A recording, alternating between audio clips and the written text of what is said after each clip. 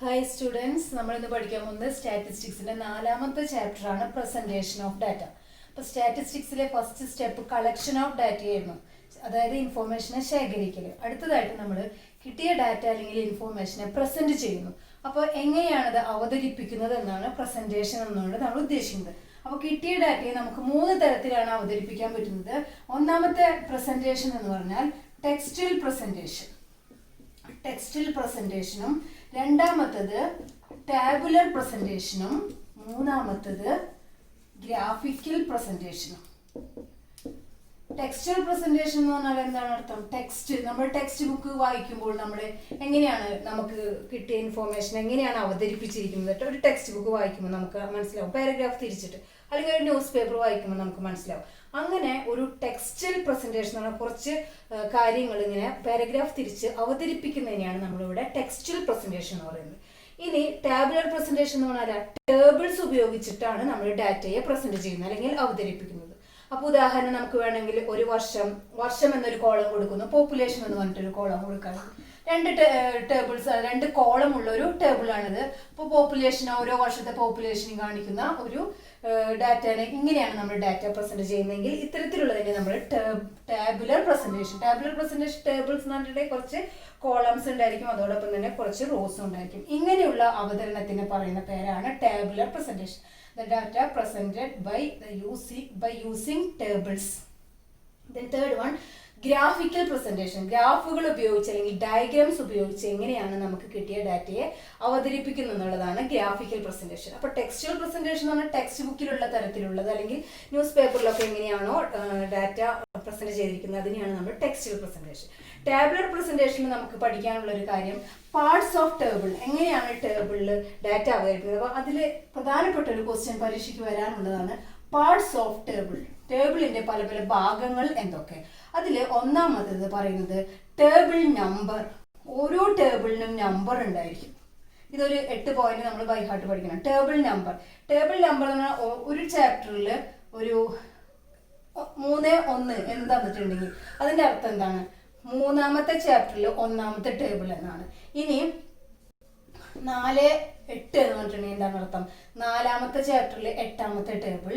Then 2-3 എന്ന് പറഞ്ഞിട്ടുണ്ടെങ്കിൽ 2ാമത്തെ ചാപ്റ്ററിൽ 3ാമത്തെ ടേബിൾ. അതാണ് ടേബിളിന് നമ്മൾ നമ്പർ കൊടുക്കുക. അതാണ് ആദ്യത്തേത്, table number. Then second one title അല്ലെങ്കിൽ ശീർഷകം എന്ന് പറയും. ടൈറ്റിൽ, തലക്കെട്ട്. ഒരു ടേബിള് എന്തിനെ റെപ്രസെന്റ് ചെയ്യുന്നു എന്നുള്ളതാണ് അതിന്റെ ടൈറ്റിൽ ഉണ്ടായിരിക്കുക. അതിന് നമ്മൾ ശീർഷകം അല്ലെങ്കിൽ ടൈറ്റിൽ എന്ന് പറയും. It gives a brief description of the content of the table. ടേബിളിൽ എന്തടങ്ങിയിരിക്കുന്നു എന്ന് എന്തിലായിരിക്കും വിശദമായിട്ട് പറയുന്നുണ്ടാവുക? ടൈറ്റിൽ പറയുന്നത്. അത് ചെറുതായിരിക്കും, ഷോർട്ട് ബ്രീഫ് ആയിരിക്കും, അതോടൊപ്പം തന്നെ ക്ലിയർ ആയിരിക്കും. അതുപോലെ നമുക്ക് വായിക്കുമ്പോൾ തന്നെ ഒറ്റ നോട്ടത്തിൽ തന്നെ മനസ്സിലാവും ഈ ടേബിൾ എന്തിനെ റെപ്രസെന്റ് ചെയ്യുന്നു. അപ്പോൾ title gives a brief description of the content of the table. ടേബിളിന്റെ ഉള്ളിൽ എന്തെല്ലാം അടങ്ങിയിരിക്കുന്നുണ്ട് എന്നുള്ള അതിനെക്കുറിച്ചൊരു ബ്രീഫ്, ചെറിയൊരു വിശദമാക്കലാണ് നമ്മൾ ടൈറ്റിൽ കൊടുക്കുന്നത്. Next one caption or column heading. ഓരോ കോളത്തിനും ഹെഡിങ് ഉണ്ടായിരിക്കും. അതിനെ പറയുന്ന പേരാണ് ക്യാപ്ഷൻ. അതായത് ഓരോ കോളത്തിന്റെയും ടോപ്പിൽ, നമ്മളിപ്പോ നേരത്തെ പറഞ്ഞു ഇയർ എന്നുള്ളൊരു ഇത് പറഞ്ഞു, പോപ്പുലേഷൻ ആണ്. അപ്പൊ അതിൽ ആദ്യത്തെ കോളത്തിന്റെ ഹെഡിങ് ഇയറും 2ാമത്തെ കോളത്തിന്റെ ഹെഡിങ് പോപ്പുലേഷനുമാണ്. അപ്പോൾ കോളം ഹെഡിങ് അല്ലെങ്കിൽ അതിനെ പറയുന്ന വേറെ പേരാണ് caption. At the top of each column, a column heading is given to explain the figures in the column. ഈ കോളത്തിൽ എന്തെല്ലാം അടങ്ങിയിരിക്കുന്നുണ്ട് എന്ന് കാണിക്കാൻ, അതിനെ എക്സ്പ്ലെയിൻ ചെയ്യുന്നതാണ് കോളം ഹെഡിങ് അല്ലെങ്കിൽ caption. Then fourth one, row heading or stub. Stub എന്ന് പറഞ്ഞിട്ടുണ്ടെങ്കിൽ ഓരോ റോകൾക്കുണ്ടാവുന്ന ഒരു ഹെഡിങ്ങിനെയാണ് നമ്മൾ റോ ഹെഡിങ് അല്ലെങ്കിൽ സ്റ്റബ് എന്ന് പറയുന്നത്. Each row of the table should be given A heading. ചിലപ്പോൾ ഓരോ റോക്കും ഓരോ ഹെഡിങ് കൊടുക്കാറുണ്ട്. അതിനെയാണ് നമ്മൾ സ്റ്റബ് എന്ന് പറയും അല്ലെങ്കിൽ റോ ഹെഡിങ് എന്ന് പറയും. Then fifth one, body of the table. ഒരു ടേബിളിന്റെ ഏറ്റവും ഇമ്പോർട്ടന്റ് ആയിട്ടുള്ള ഒരു ഭാഗമാണ് അതിന്റെ ബോഡി. അതായത് ടേബിളിന്റെ ബോഡി എന്ന് പറഞ്ഞിട്ടുണ്ടെങ്കിൽ കണ്ടന്റ് അടങ്ങിയിരിക്കുന്ന ഭാഗം. എന്തൊക്കെയാണ് അതിന്റെ ഏറ്റവും ഇമ്പോർട്ടൻ്റ്, ഒരു ടേബിളിലെ ഏറ്റവും ഇമ്പോർട്ടൻ്റ് ആയിട്ടുള്ള ഒരു ഭാഗമാണ് അതിന്റെ ബോഡി എന്ന് പറയുന്നത്. It contains numerical information, number of information എന്ന് പറഞ്ഞാൽ കുറേ അധികം അറിവുകൾ അടങ്ങിയിരിക്കുന്ന ഒരു ഭാഗമാണ് ടേബിളിന്റെ ബോഡി എന്ന് പറയുന്നത്. പിന്നെ unit of measurement, sixth one, unit of measurement. നമ്മൾ ചില സമയത്ത് ഇപ്പോൾ പോപ്പുലേഷനൊക്കെ കാണിക്കുമ്പോൾ ഇയറിൽ ഓരോ വർഷത്തെയും പോപ്പുലേഷൻ കാണിക്കുന്നു. ചിലപ്പോൾ കോടിക്കണക്കിനായിരിക്കും. അപ്പോൾ 103 എന്ന് പറഞ്ഞിട്ടുണ്ടെങ്കിൽ അതിൻ്റെ അർത്ഥം 103 എന്ന് പറഞ്ഞിട്ടുണ്ടെങ്കിൽ അതിൻ്റെ അർത്ഥം എന്താണ്? അത് 103 കോടിയാണ് കാണിക്കുന്നതാണ്. അപ്പോൾ യൂണിറ്റ് ഓഫ് മെഷർമെന്റ് എന്ന് പറഞ്ഞിട്ടുണ്ടെങ്കിൽ അവിടെ എന്താണോ അതിൽ മെഷർമെന്റ്, അത് ചിലപ്പോൾ മെഷർമെന്റ്സ് ഡിഫർ ചെയ്യും. ചിലപ്പോൾ അത് കോടിക്കണക്കിനായിരിക്കാം, അല്ലെങ്കിൽ 1000 ആയിരിക്കാം, അല്ലെങ്കിൽ 100 ആയിരിക്കാം. അങ്ങനെ നമ്മൾ ഓരോ ഫിഗറിനും എത്രയാണ് അതിൻ്റെ മെഷർമെന്റ് എന്നുള്ളതാണ് അവിടെ യൂണിറ്റ് ഓഫ് മെഷർമെന്റ് എന്നുകൊണ്ട് ഉദ്ദേശിക്കുന്നത്. Then next one, source. എവിടെ നിന്നാണ് നമുക്ക് ഈ ഇൻഫോർമേഷൻ കിട്ടിയത്? Source. From where the information is taken. നമുക്ക് ടേബിളിലുള്ള അതിൻ്റെ കണ്ടന്റ് എവിടെ നിന്നാണ് അത് കിട്ടിയത്, അതിൻ്റെ ഉറവിടം ഏത് എന്ന് കാണിക്കുന്നതാണ് source. It helps in indicating the authority for data. If there are more than one source, all sources should be righted. ഇപ്പോൾ 2 or 3 ഉറവിടങ്ങൾ ഉണ്ടെന്നുണ്ടെങ്കിൽ എല്ലാ സോഴ്സസും അവിടെ കാണിക്കേണ്ടതായിട്ട് ഉണ്ട്. ദെൻ ലാസ്റ്റ് വൺ, നോട്ട് എന്ന് പറഞ്ഞാൽ ഏറ്റവും അടിയിൽ, ഫുട് നോട്ട് എന്ന് ചിലപ്പോൾ പറയാറുണ്ട്. അത് ലാസ്റ്റ് പാർട്ടാണ്. ഏറ്റവും അടിയിൽ, ടേബിളിൻ്റെ ഏറ്റവും അടിയിൽ ആ എന്തിനെങ്കിലും എക്സ്പ്ലെയിൻ ചെയ്യാനായിട്ട് ഒരു ചിലപ്പോൾ ചില ടേബിളിൻ്റെ ഉള്ളിൽ, ബോഡി ഓഫ് ദി ടേബിളിൽ ചിലപ്പോൾ ഒരു സ്റ്റാർ ഒക്കെ കാണിക്കും. എന്നിട്ട് അതിനെ എക്സ്പ്ലെയിൻ ചെയ്യുന്നത് ഏറ്റവും അടിയിൽ അവിടെ എക്സ്പ്ലെയിൻ ചെയ്തിട്ടുണ്ടാവും. ഇതിനെ എന്താണ് കാണിക്കുന്നത്, അതിൽ എന്താണ് സൂചിപ്പിക്കുന്നത് എന്നത് കുറച്ച് വിശദമാക്കിയിട്ട് താഴെ എഴുതിയിട്ടുണ്ടാവും. അതിനെയാണ് നമ്മൾ നോട്ട് എന്ന് പറയുന്നത്. അപ്പോൾ നമുക്ക് പാർട്സ് ഓഫ് ടേബിൾ നമ്മൾ പറഞ്ഞു 3 തരം പ്രസന്റേഷൻ ഉണ്ട്. ടെക്സ്റ്റൽ പ്രസന്റേഷൻ നമ്മൾ പറഞ്ഞു കഴിഞ്ഞു. ടാബുലർ പ്രസന്റേഷൻ, ടേബിൾ ആയിട്ടാണ് ഡാറ്റയെ അവതരിപ്പിക്കുന്നത്. അപ്പോൾ ആ ടേബിളിന്റെ പാർട്സ് എന്തൊക്കെയാണ്?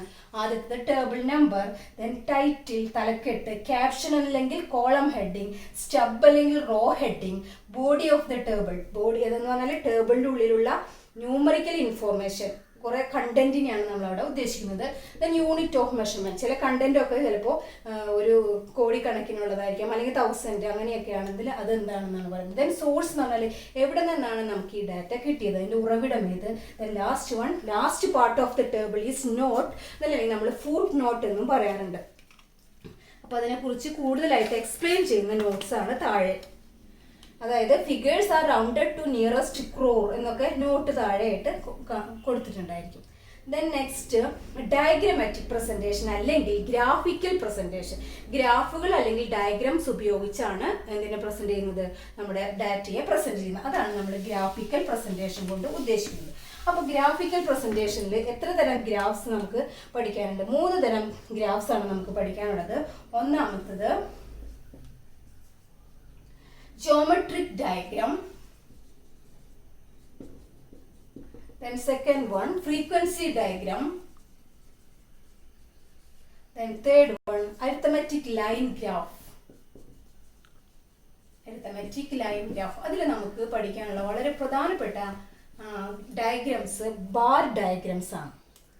ജോമെട്രിക് ഡയഗ്രത്തിൽ 2 എണ്ണം, ഒന്ന് ബാർ ഡയഗ്രാമും മറ്റൊന്ന് പൈ ഡയഗ്രമാണ്.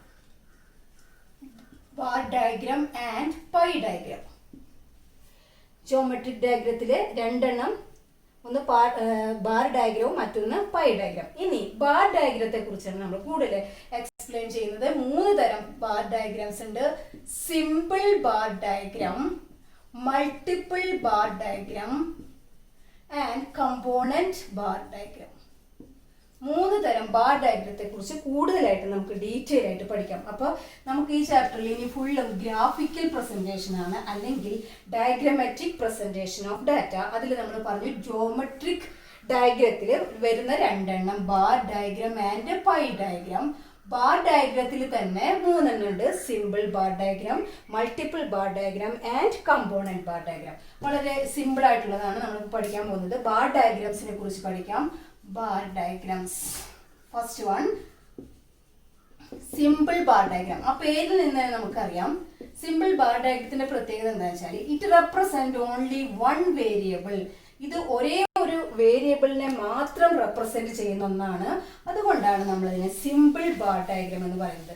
സിമ്പിൾ ബാർ ഡയഗ്രം ഉണ്ട്, ദെൻ മൾട്ടിപ്പിൾ ബാർ ഡയഗ്രം ഉണ്ട്, കമ്പോണന്റ് ബാർ ഡയഗ്രം ഉണ്ട്. ഇത് 3 നമുക്ക് ഒരുമിച്ച് തന്നെ വരച്ചു കഴിഞ്ഞാൽ ഇതിന്റെ 3ന്റെയും പ്രത്യേകതകൾ എന്താണെന്ന് കമ്പാരിറ്റീവ് സ്റ്റഡി നമുക്ക് നടത്താനായിട്ട് സാധിക്കും. അപ്പോൾ സിമ്പിൾ ബാർ ഡയഗ്രാം എന്ന് പറഞ്ഞാൽ എന്തിനു വേണ്ടി ഉപയോഗിക്കുന്നു? To represent a single data, ഒരു സിംഗിൾ ഡാറ്റയെ റെപ്രസെന്റ് ചെയ്യാൻ വേണ്ടിയിട്ടാണ് നമ്മൾ സിമ്പിൾ ബാർ ഡയഗ്രാം ഉപയോഗിക്കുന്നത്. സിമ്പിൾ ബാർ ഡയഗ്രാം ഉപയോഗിക്കുമ്പോൾ നമ്മൾ എന്തെല്ലാം കാര്യങ്ങൾ ശ്രദ്ധിക്കണം? നമുക്ക് കുറെ ബാറുകൾ ഉപയോഗിക്കണം. Simple bar diagram comprise a group of rectangular bars with equal space and equal width of the bar. ബാറുകളുടെ വിഡ്ത്ത്, വീതിയും അതോടൊപ്പം തന്നെ ബാറുകളുടെ ഇടയിലുള്ള സ്പേസും ഈക്വൽ ആയിരിക്കും. പ്രസന്റ് എ സിംഗിൾ ഡാറ്റ, ഒരേ ഒരു ഡാറ്റയെ മാത്രമാണ് നമ്മൾ സിമ്പിൾ ബാർ ഡയഗ്രാം ഉപയോഗിച്ചിട്ട് റെപ്രസെന്റ് ചെയ്യുന്നത്, അവതരിപ്പിക്കുന്നത്. അപ്പോൾ ഇതിൽ നമ്മൾ ശ്രദ്ധിക്കേണ്ട കാര്യങ്ങൾ എന്താ വെച്ചാൽ, നമ്പർ ഓഫ് ബാർസ്, ബാറുകളുടെ എണ്ണം ഉണ്ടായിരിക്കും, കുറെ എണ്ണം ഉണ്ടായിരിക്കും. പക്ഷേ ബാറുകളുടെ വീതിയും തുല്യമായിരിക്കണം, ബാറുകളുടെ ഇടയിലുള്ള സ്പേസും തുല്യമായിരിക്കണം. അപ്പൊ നമ്മൾ ഒരു പ്രോബ്ലം നമുക്ക് ഇവിടെ തന്നിട്ടുണ്ടെങ്കിൽ, ഇപ്പൊ 2 കോളമാണ്. ഫസ്റ്റ് കോളത്തിൽ കൺട്രി, ദെൻ സെക്കൻഡ് കോളത്തിൽ ബർത്ത് റേറ്റ് കൊടുത്തിരിക്കുകയാണ്. Birth rate. അപ്പൊ ഞാനിവിടെ country A, B, C, D and E രാജ്യങ്ങളുടെ പേര് ഞാൻ എഴുതുന്നില്ല. ഇനി ബർത്ത് റേറ്റ് തന്നിരിക്കുന്നത് 33, 16, 20, 40, 30, 15. അപ്പൊ നമുക്ക് ഏതാണ് ഇവിടുത്തെ വേരിയബിൾ? നമുക്കറിയാം, ബർത്ത് റേറ്റ് ആണ് നമ്മുടെ വേരിയബിൾ. അപ്പൊ ഒരു സിംഗിൾ വേരിയബിളിനാണ് നമ്മൾ റെപ്രസെന്റ് ചെയ്യുന്നത്. പിന്നെ രാജ്യങ്ങളുടെ പേരാണ് കൊടുത്തിരിക്കുന്നത്. അപ്പൊ നമ്മളിങ്ങനെ സിമ്പിൾ ബാർ ഡയഗ്രാം വരയ്ക്കുമ്പോൾ എന്താ ശ്രദ്ധിക്കേണ്ടതെന്ന് വെച്ചാല്, ആദ്യത്തെ കൺട്രി എയുടെ റെപ്രസെന്റ് ചെയ്യുന്നത്, അപ്പൊ ഏറ്റവും ഹയസ്റ്റ് വാല്യൂ ഇവിടെ 40 ആയതുകൊണ്ട് നമ്മള് 10, 20, 30, 40 എന്ന് പറഞ്ഞിട്ട്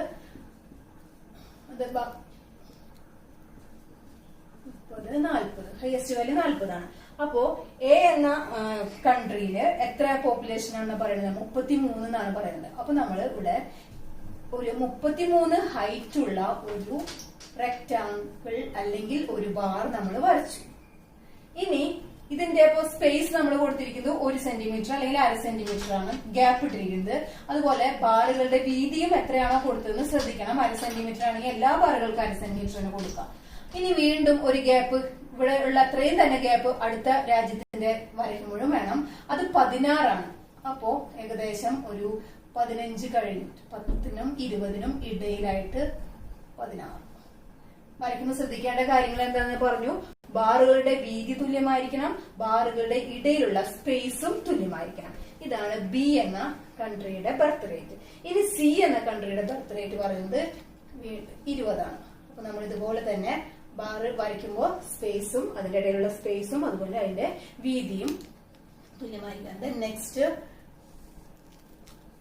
40 ആണ് അടുത്ത രാജ്യം. Last one 15. അപ്പൊ ഞാൻ ഇത്രയും വരയ്ക്കുന്നുള്ളൂ. അപ്പൊ ഇവിടെ സിമ്പിൾ ബാർ ഡയഗ്രം എന്ന് പറഞ്ഞാൽ ഒരൊറ്റ വേരിയബിളിനെ റെപ്രസെന്റ് ചെയ്യാനായിട്ട് നമ്മൾ സിമ്പിൾ ബാർ ഡയഗ്രം ഉപയോഗിച്ചു. അതിൽ ശ്രദ്ധിച്ച കാര്യങ്ങൾ എന്തൊക്കെയാന്ന് വെച്ചാല്, ബാറുകൾക്ക് ഈക്വൽ ആയിട്ടുള്ള വീതിയും അതോടൊപ്പം തന്നെ ബാറുകളുടെ ഇടയിൽ ഈക്വൽ ആയിട്ടുള്ള സ്പേസും നമ്മൾ കൊടുത്തിട്ടാണ് ബാർ ഡയഗ്രം വരച്ചത്. ഇത് സിമ്പിൾ ബാർ ഡയഗ്രം ആയതുകൊണ്ട് നമുക്ക് വളരെ എളുപ്പമാണ്, മനസ്സിലായിട്ടുണ്ടാവും വിചാരിക്കുന്നു. ഇനി അടുത്തത് വരയ്ക്കാൻ പോകുന്നത് മൾട്ടിപ്പിൾ ബാർ ഡയഗ്രാം ആണ്. ഇപ്പൊ രണ്ടാമത്തെ ബാർ ഡയഗ്രാം നോക്കാം. Second one multiple bar diagram. എന്തായിരിക്കും ആ പേരിൽ നിന്ന് തന്നെ നമുക്ക് മനസ്സിലാവും. മൾട്ടിപ്പിൾ ബാർ ഡയഗ്രത്തിന്റെ പ്രത്യേകത എന്താണെന്ന് വെച്ചാല്, it used to represent more than 2 variables. ഇവിടെ നമ്മൾ ഒറ്റൊരു വേരിയബിൾ അല്ലെങ്കിൽ സിംഗിൾ ആയിട്ടുള്ള ഒരു ഡാറ്റയാണ് നമ്മൾ റെപ്രസെന്റ് ചെയ്തെങ്കിൽ, മൾട്ടിപ്പിൾ ബാർ ഡയഗ്രം ഉപയോഗിക്കുന്നത് ടു റെപ്രസെന്റ് മോർ ദാൻ 1 അല്ലെങ്കിൽ 2 വേരിയബിൾ. ഒന്നോ അതിൽ കൂടുതലോ വേരിയബിൾസ് ഉണ്ടെങ്കിൽ അതിനെ റെപ്രസെന്റ് ചെയ്യാനാണ് നമ്മൾ മൾട്ടിപ്പിൾ ബാർ ഡയഗ്രാം ഉപയോഗിക്കുന്നത്. അപ്പോഴും മൾട്ടിപ്പിൾ ബാർ ഡയഗ്രാം വരയ്ക്കുമ്പോൾ എന്തെല്ലാം കാര്യങ്ങൾ ശ്രദ്ധിക്കണമെന്ന് വെച്ചാൽ, നമുക്കിവിടെ കോളമായിട്ട് ഫസ്റ്റ് ഒരു ടേബിൾ തന്നിരിക്കുന്നത് ഇയർ തന്നിട്ടുണ്ട്, സെയിൽസ് തന്നിട്ടുണ്ട്, ദെൻ ഗ്രോസ് പ്രോഫിറ്റ് തന്നിട്ടുണ്ട്, മൊത്ത ലാഭം, ദെൻ നെറ്റ് പ്രോഫിറ്റ് അറ്റ ലാഭം, നെറ്റ് പ്രോഫിറ്റ്. ഇങ്ങനെ അപ്പൊ ഇത് ഏതൊക്കെയാണ് വേരിയബിൾസ് വരിക? ഇയർ എന്നുള്ളതല്ലാതെ സെയിൽസും ഗ്രോസ് പ്രോഫിറ്റും നെറ്റ് പ്രോഫിറ്റ്. അപ്പോ 1, 2, 3 വേരിയബിൾസിനെ നമ്മൾ റെപ്രസെന്റ് ചെയ്യണം. വർഷം തന്നിരിക്കുന്നത് 2007, 2008, 2009, 2010. ഇങ്ങനെ സെയിൽസ് തന്നിരിക്കുന്നത് 100, 120, 130, 150. ഗ്രോസ് പ്രോഫിറ്റ് തന്നിരിക്കുന്നത് 30, 40, 45, 50. നെറ്റ് പ്രോഫിറ്റ് തന്നിരിക്കുന്നത് 10, 15, 25, വീണ്ടും 25 ആണ്. അപ്പൊ നമ്മൾ സിമ്പിൾ ബാർ ഡയഗ്രാം എങ്ങനെയാണെന്ന് മനസ്സിലായിട്ടുണ്ട്. ഓരോ ബാറുകളുടെ വീതിയും തുല്യമായിരിക്കണം, ബാറുകളുടെ ഇടയിലുള്ള ഡിസ്റ്റൻസ് അല്ലെങ്കിൽ സ്പേസും തുല്യമായിരിക്കണം. ഇനി നമ്മൾ അടുത്തതായിട്ട് വരയ്ക്കാൻ പോകുന്നത് മൾട്ടിപ്പിൾ ബാർ ഡയഗ്രാം നമ്മൾ വരയ്ക്കാൻ പോകുന്നത്. അപ്പൊ നമ്മൾ ആദ്യം വരയ്ക്കേണ്ടത് എന്താണെന്ന് വെച്ചാൽ, നമുക്ക് ഇവിടെ ഹൈറ്റ് എന്നുള്ളത് നമുക്ക് ഈ തന്നിരിക്കുന്ന വേരിയബിൾസ് അനുസരിച്ച് ഏറ്റവും കൂടുതൽ വരുന്നത് 150 ആണ്. അപ്പൊ അതനുസരിച്ച് നമ്മളിവിടെ 25 വെച്ചെടുക്കാം. 25, 50, 75, 100, 125, 150. ദെൻ ഇത്രയാണ് നമ്മുടെ ഹൈറ്റ് വരുന്നത്. അതായത് ഈ 3 വേരിയബിൾസ് നോക്കിയിട്ട് അതിൽ ഏറ്റവും ഹയസ്റ്റ് വാല്യൂ വരുന്നത് 150 ആണ്. അപ്പൊ നമുക്ക് ഇവിടെ y ആക്സിസിൽ, അതായത് ബാറുകളുടെ ലെങ്ത് വരേണ്ടത് അല്ലെങ്കിൽ ഹൈറ്റ് വരേണ്ടത് ഏറ്റവും കൂടുതൽ 150 ആയതുകൊണ്ട് നമ്മൾ 25 വെച്ചിട്ട് എടുത്തു. ഇനി ആദ്യത്തെ വർഷം നോക്കാം. നമുക്ക് 2007 സെയിൽസ് 100 ആണ്. അപ്പൊ നമ്മള് ഫസ്റ്റില് തന്നെ സെയിൽസ് 100 ഒരു ബാർ വരച്ചു. ദെൻ നെക്സ്റ്റ് ഗ്രോസ് പ്രോഫിറ്റ് 30 ആണ്. അപ്പോ 25 മുകളിലായിട്ട് ഏകദേശം ഒരു 30. ദെൻ നെക്സ്റ്റ് നെറ്റ് പ്രോഫിറ്റ് 10 ആണ്. സ്കെയിൽ വെച്ചിട്ടാണ് വരയ്ക്കേണ്ടത്. നിങ്ങൾ സ്കെയിലും പെൻസിൽ ഉപയോഗിച്ച് തന്നെ ബാർ ഡയഗ്രാംസ് വരയ്ക്കാം. ഇങ്ങനെ അപ്പോ 2007 3 വേരിയബിൾസിനെ നമ്മൾ റെപ്രസെന്റ് ചെയ്തത് എങ്ങനെയാണെന്ന് മനസ്സിലായിട്ടുണ്ടാവും. അപ്പോ ബാറുകളിൽ ഇതുപോലെ സിമ്പിൾ ബാർ ഡയഗ്രാം പോലെ തന്നെ നമ്മൾ ശ്രദ്ധിക്കേണ്ട കാര്യം, ബാറുകളുടെ വീതി തുല്യമായിരിക്കണം. 3 എണ്ണം ഒരുമിച്ച് വരച്ചതിന് ശേഷം ഇനി 2008 എന്ന വർഷത്തിൽ ആകുമ്പോൾ ഇവിടെ സ്പേസ് ഏകദേശം ഒരു 1 സെന്റിമീറ്ററെങ്കിലും കൊടുത്തതിന് ശേഷം 2008 ബാറുകൾ വരയ്ക്കാം. ആദ്യത്തെ 120 ആണ്. 120, then 40, then 15. ഇതിന് ഇതുപോലെ 2009 വരയ്ക്കണം, 2010 വരയ്ക്കണം. ഇതുപോലെ 3 എണ്ണം വരച്ചു. ഇനി വേണമെങ്കിൽ നമുക്ക് ഡിഫറെന്റ് ആയിട്ടുള്ള ഷെയ്ഡ് കൊടുക്കാം. ഓരോന്നിനും ഡിഫറെന്റ് ആയിട്ട്, അതായത് സെയിൽസിനെല്ലാം കാണിക്കുന്നത് സെയിം, സെയിൽസിനെ കാണിക്കുന്നത്. അപ്പൊ ഇവിടെ നമുക്ക് എടുത്ത് എഴുതാം ഇങ്ങനെ, ഈ സെയിൽസ് ആണ്. ഇനി വേറൊന്ന്, ഇത് ഗ്രോസ് പ്രോഫിറ്റ് ആണ്. അപ്പൊ അതിനെങ്ങനെ എഴുതണം? ഇത് ഗ്രോസ് പ്രോഫിറ്റ്. ഇനി ബ്ലാങ്ക് ആയിട്ടുള്ള ഒരെണ്ണുണ്ട്, അത് നമ്മൾ നെറ്റ് പ്രോഫിറ്റ് ആയിട്ട് കാണിക്കും. ഇതാണ് നമ്മുടെ മൾട്ടിപ്പിൾ ബാർ ഡയഗ്രാം. 2ൽ കൂടുതൽ വേരിയബിൾസിനെ റെപ്രസെന്റ് ചെയ്യാനാണ് നമ്മൾ മൾട്ടിപ്പിൾ ബാർ ഡയഗ്രാം ഉപയോഗിക്കുന്നത്. ഇനി അടുത്തത് കമ്പോണന്റ് ബാർ ഡയഗ്രാം. മൂന്നാമത്തെ ഇതാണ് കമ്പോണന്റ് ബാർ ഡയഗ്രാം.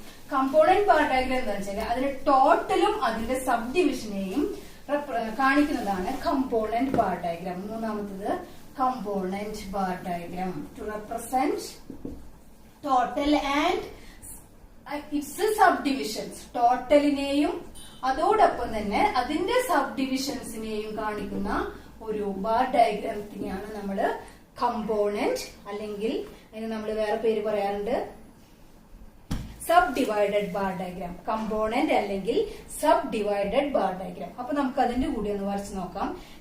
ഒരു വർഷമാണ് ആദ്യത്തെ കോളത്തിൽ, വർഷം, then commerce, then arts, then science. യൂണിവേഴ്സിറ്റിയിൽ ചേർന്ന സ്റ്റുഡൻസിന്റെ എണ്ണമാണ് ഇവിടെ നമ്മൾ ഈ ഡാറ്റയിൽ കാണിക്കുന്നത്, ഈ ടേബിളിൽ കാണിക്കുന്നത്. 2006, 2007, 2008, 2008, 2009. കൊമേഴ്സില് 200, ആർട്സില് 1000, കൊമേഴ്സിൽ 2000, ആർട്സിൽ 1000, ദെൻ സയൻസിൽ 500. Next 2600, 900, 700, then 3100, 9500, 750, 950. ഇനി ഇതിന്റെ എല്ലാം ടോട്ടൽ നമുക്ക് തന്നിട്ടുണ്ടാവും. 3500, 4200, 4800. ഇനി ഇതിന്റെ ബാർ ഡയഗ്രാം വരയ്ക്കാം. അപ്പൊ ആദ്യം നമുക്ക് total and its sub division. Total എത്രയാന്ന് നോക്കണം, അത് ആദ്യം വരച്ചിട്ട് അതിന്റെ ഇടയിലുള്ള സബ് ഡിവിഷൻസ് കൊടുക്കാം. അപ്പൊ നമ്മൾ നോക്കട്ടെ. ആദ്യം വരയ്ക്കുമ്പോൾ 2000, ഇപ്പൊ നമുക്ക് ഏറ്റവും ഹയസ്റ്റ് വാല്യൂ ഇതിൽ ഏതാണെന്ന് അറിയാം, 4800 അപ്പൊ നമുക്ക് ഒരു 5000 വരുന്ന രീതിയിൽ ക്രമീകരിക്കണം. ഹൈറ്റ് അതായത് 500, 1000, 1500, 2000, 2500, 3000, 3500, 4000, 4500, ലാസ്റ്റ് ഒരെണ്ണം കൂടി വേണം 5000. ഇങ്ങനെ നോക്കിക്കഴിഞ്ഞാൽ നമുക്ക് ആദ്യത്തെ വർഷം ഏതാണ്, 2006, 2007 ആണ്. 2006, 2007 ആദ്യം നമ്മൾ ടോട്ടൽ വരയ്ക്കണം. അതായത് 3500. 3500 നമ്മളൊരു ബാർ വരച്ചു. ടോട്ടലാണ് 3500. ഇനി ഇതിന്റെ സബ് ഡിവിഷൻസ് എടുക്കണം. അപ്പൊ ആദ്യം നമ്മൾ 2000, കൊമേഴ്സ് ആണ് കാണിക്കുന്നത്, 2000. അപ്പൊ 2000 വരച്ചു. ഇനി അടുത്തത് 1000 ആണ്. ബാക്കിയുള്ളത് ഓട്ടോമാറ്റിക് ആയിട്ട് വരും. അപ്പൊ ഈ 2000 കൂടെ ഒരു 1000 കൂട്ടാം, അപ്പൊ 3000 വന്നു ബാക്കിയുള്ളത്. അപ്പൊ ഇവിടെ കൊമേഴ്സിനെ മാത്രമായിട്ട് നമുക്ക് വേറെ തരത്തില് ഒരു ഷെയ്ഡ് കൊടുത്തു. ഇതെത്രയാണ്, 2000 ആണ്. വേണമെങ്കിൽ നമുക്ക് സൈഡിൽ എഴുതി വെക്കാം. ദെൻ നെക്സ്റ്റ് ആർട്സ് ആണ്. ആർട്സിന് അതിന് വേറൊരു ഷെയ്ഡ് കൊടുത്തു. അത് എത്രയാണ്, ആർട്സ് 1000. ബാക്കിയുള്ളത് ഓട്ടോമാറ്റിക് ആയിട്ട് അതെന്തായി മാറി, സയൻസ് 500. ഇത് ഏത് വർഷത്തിന്റെയാണ്, 2006, 2007. ഇനി അടുത്ത ബാർ വരയ്ക്കുക. 2007, 2008 ബാർ വരയ്ക്കുമ്പോൾ ഇതേപോലെ തന്നെ നമ്മൾ സ്പേസ് കൊടുക്കുക. ബാറുകളുടെ വീതി തുല്യമായിരിക്കുന്ന രീതിയിൽ. 4200 ആണ്. അപ്പോ 4500ന്റെ ഏകദേശം അടുത്തായിട്ട് ഞാൻ വരയ്ക്കുന്നത്. സ്കെയിൽ ഉപയോഗിക്കുന്നില്ല, പെൻസിൽ ഉപയോഗിക്കുന്നില്ല, അതിൻ്റെ ഒരു പ്രശ്നങ്ങളൊക്കെ ഉണ്ടാവും. 4200. ഇനി അതില് ആദ്യത്തേത് 2600 ആണ് കൊമേഴ്സ് വരുന്നത്. 2500നേക്കാളും കുറച്ച് മുകളിലായിട്ട്. എന്നിട്ട് നമ്മൾ അതിനൊരു ഷെയ്ഡ് കൊടുത്തു. കൊമേഴ്സിന് എല്ലാത്തിനും ഒരുപോലെ തന്നെ കൊടുക്കണം. അതെത്രയാണ്, വാല്യൂ 2600 ആണ്. നെക്സ്റ്റ് 900. ഈ 2600നോട് കൂടി 900നെ കൂട്ടാം. അപ്പൊ എത്ര കിട്ടാം, 3500. 3500 നേരെ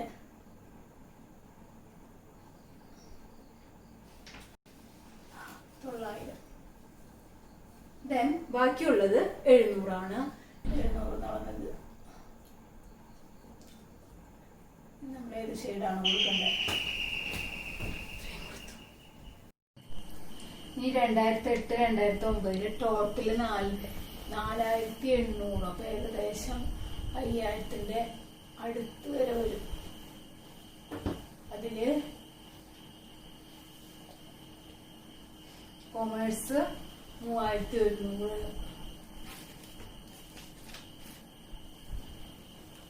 then 950ഉം 750. 3100നോട് കൂടി 950 കൂട്ടുമ്പോൾ 4050.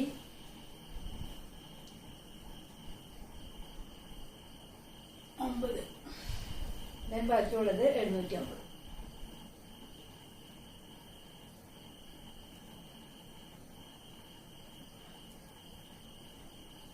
ഇതുപോലെ ഷെയ്ഡ് ഷെയ്ഡ് കൊടുക്കാം.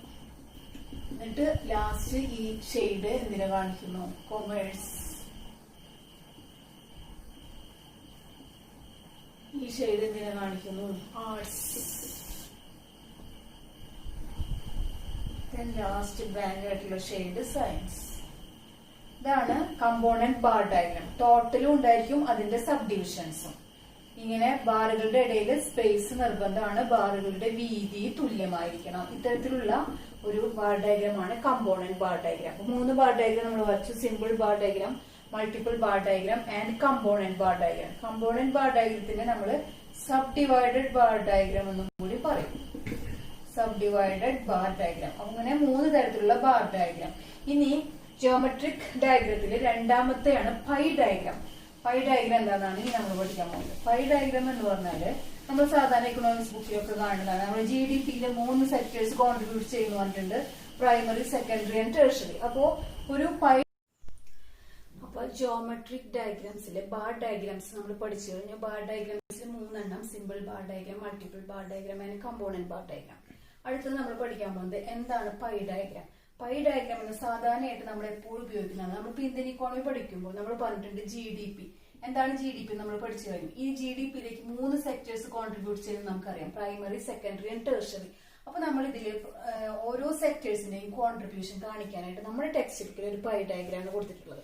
അപ്പൊ നിങ്ങൾക്ക് മനസ്സിലായിട്ടുണ്ടോ എങ്ങനെയാണ് പൈ ഡയഗ്രാം വരയ്ക്കേണ്ടത്. ഒരു ആദ്യം ഒരു വൃത്തം വരച്ചിട്ട് ആ വൃത്തത്തിന്റെ ഉള്ളിൽ തന്നെ അതിന്റെ, അതായത് ടോട്ടലാണ് ഇത്, ഈ ടോട്ടലിന്റെ കമ്പോണൻസ് എന്ന് പറഞ്ഞാൽ അതിന്റെ സബ് ഡിവിഷൻസ് കാണിക്കാൻ വേണ്ടിയിട്ടാണ് നമ്മൾ ഗവൺമെന്റിന്റെ ചിലവുകൾ, ഒരു രാജ്യത്തെ ഗവൺമെന്റ് എത്രമാത്രം പൈസ ഓരോ ഐറ്റത്തിനും, ഓരോ സെക്ടേഴ്സിന് വേണ്ടി എത്ര ചിലവാക്കുന്നു, ഓരോ ഡിപ്പാർട്ട്മെന്റുകൾക്ക് വേണ്ടിയിട്ട് എത്ര പൈസ ചിലവാക്കുന്നു, ഇങ്ങനെയുള്ളതൊക്കെ നമ്മൾ സാധാരണ പൈ ഡയഗ്രാം ഉപയോഗിച്ചിട്ടാണ് എക്സ്പ്ലെയിൻ ചെയ്യുന്നത്. അപ്പോൾ പൈ ഡയഗ്രാം വരയ്ക്കുമ്പോൾ നമ്മൾ ശ്രദ്ധിക്കേണ്ട കാര്യങ്ങൾ എന്തൊക്കെയാണെന്ന് വെച്ചാൽ, നമുക്ക് തന്നിരിക്കുന്ന വാല്യൂസ് പെർസെന്റേജിൽ അല്ലെങ്കിൽ പെർസെന്റേജ് ആക്കണം എന്നുള്ളതും, പിന്നെ പെർസെന്റേജിന് 3.6 3.6 കൊണ്ട് മൾട്ടിപ്ലൈ ചെയ്യുമ്പോൾ അത് ഡിഗ്രിയിലേക്ക് ആവും എന്നുള്ളതാണ്. അപ്പൊ നമുക്ക് ഒരു ക്വസ്റ്റ്യൻ തന്നെ ചെയ്ത് നോക്കാം. ആദ്യം നമുക്ക് തന്നിരിക്കുന്നത് ഫാക്കൽറ്റി എന്നുള്ള, faculty science, arts, then commerce, എന്നിട്ട് നമ്പർ ഓഫ് സ്റ്റുഡൻസ് തന്നിട്ടുണ്ട്. സയൻസില് 2100, ആർട്സില് 1010, കൊമേഴ്സില് 2390, ടോട്ടൽ തന്നിട്ടുണ്ട് 5500. എന്നിട്ട് നമുക്ക് ഈ തന്നിരിക്കുന്ന ഒന്നും പെർസെന്റേജ് അല്ല. ഇനി നമ്മൾ ഇതിനെ എന്താക്കണം, പെർസെന്റേജ് ആക്കി മാറ്റാൻ പോകണം. അപ്പൊ പെർസെന്റേജ് എന്ന് പറഞ്ഞിട്ട് ഒരു കോളമായിട്ട് വരയ്ക്കാണ്. പെർസെന്റേജ് കാണണമെങ്കിൽ 2100നെ 5500 ടോട്ടൽ കൊണ്ട് ഡിവൈഡ് ചെയ്യുകയും 100 കൊണ്ട് മൾട്ടിപ്ലൈ ചെയ്യുകയും ചെയ്യണം. അപ്പൊ നമുക്ക് കിട്ടുന്നത് 38.18%. ഇനി അതുപോലെ 1010നെ 5500 കൊണ്ട് ഡിവൈഡ് ചെയ്ത് 100 കൊണ്ട് മൾട്ടിപ്പിൾ ചെയ്യുമ്പോൾ നമുക്ക് കിട്ടുന്നത് 18.36%. ദെൻ 2390നെ 5500 കൊണ്ട് ഡിവൈഡ് ചെയ്ത് 100 കൊണ്ട് മൾട്ടിപ്പിൾ ചെയ്യുമ്പോൾ നമുക്ക് കിട്ടുന്നത് പെർസെന്റേജ് 41.8%. അപ്പൊ നമുക്ക് 3% കിട്ടി. അതായത് 2100ന്റെ പെർസെന്റേജ് എന്ന് പറഞ്ഞാൽ 38.18, 1010ന്റെ 18.36, 2390ന്റെ പെർസെന്റേജ് 41.8. ഇനി നമുക്ക് ഇതിനെയൊക്കെ ഡിഗ്രിയിലേക്ക് കൺവേർട്ട് ചെയ്യാം. നമുക്കറിയാം ഒരു വൃത്തം എന്ന് പറയുന്നത് 360 ഡിഗ്രിയാണ് ഒരു വൃത്തത്തിന്റെ ടോട്ടലായിട്ട് വരുന്നത്. അപ്പോ ഈ 38.18നെ നമ്മൾ എല്ലാത്തിനെയും 360 ഡിഗ്രി ആക്കാൻ വേണ്ടി 3.6 കൊണ്ട് ഡിവൈഡ് ചെയ്യണം, മൾട്ടിപ്ലൈ ചെയ്യണം. അപ്പൊ നമുക്ക് കിട്ടുന്നത് 138 ഡിഗ്രി എന്നാണ്. ഇനി അടുത്തത് 18.36നെ വീണ്ടും 3.6 കൊണ്ട് മൾട്ടിപ്ലൈ ചെയ്യുമ്പോൾ നമുക്ക് കിട്ടുന്നത് 66 ഡിഗ്രി എന്നാണ്. ദെൻ നെക്സ്റ്റ് 41.8നെ 3.6 കൊണ്ട് മൾട്ടിപ്ലൈ ചെയ്യുമ്പോൾ നമുക്ക് കിട്ടുന്ന വാല്യൂ 150.48. നമ്മൾ വേണമെങ്കിൽ റൗണ്ട് ചെയ്ത് 151 എന്ന് എഴുതാം. ഇങ്ങനെ നമുക്ക് കിട്ടിയിരിക്കുന്നത് 3 ഡിഗ്രി. ഇനി നമ്മൾ പൈ ഡയഗ്രാം വരയ്ക്കുമ്പോൾ ശ്രദ്ധിക്കേണ്ട കാര്യങ്ങൾ എന്താണെന്ന് വെച്ചാൽ, നമ്മൾ ഫസ്റ്റിൽ തന്നെ ഒരു വൃത്തം വരയ്ക്കും, കോമ്പസ് ഉപയോഗിച്ച് വൃത്തം വരയ്ക്കുകയും അതില് 12 o'clock പൊസിഷനിൽ ഒരു വര വരച്ചു. എന്താണ്, ക്ലോക്കിൽ സൂചി 12 മണിയാകുമ്പോൾ ഇങ്ങനെയാണ് നിൽക്കുക. അപ്പൊ 12 o'clock പൊസിഷനിൽ ഒരു വര വരച്ചിട്ട് നമ്മൾ ആദ്യത്തെ വാല്യൂ, അതായത് ഹൈയസ്റ്റ് വാല്യൂ ആണ് നമ്മൾ ആദ്യം പ്രൊട്രാക്ടർ വെച്ച് അളക്കേണ്ടത്. ഇവിടെ പ്രൊട്രാക്ടർ വെച്ചിട്ട് നമ്മൾ ഇങ്ങനെ അളക്കുമ്പോൾ 151ന്റെ ഭാഗത്ത് നമ്മള് ഇത്രയും ഏരിയയാണ് 151. ഇനി അത് കഴിഞ്ഞ് നെക്സ്റ്റ് വാല്യൂ 138 ഡിഗ്രിയാണ്. 138 എടുക്കാം. അതിനുശേഷം ബാക്കിയുള്ളത് എത്രയാണ്, ഏറ്റവും ചെറുത് 66. എന്നിട്ട് നമ്മൾ ഇതിനെ പലതരത്തിൽ ഷെയ്ഡ് കൊടുക്കാം.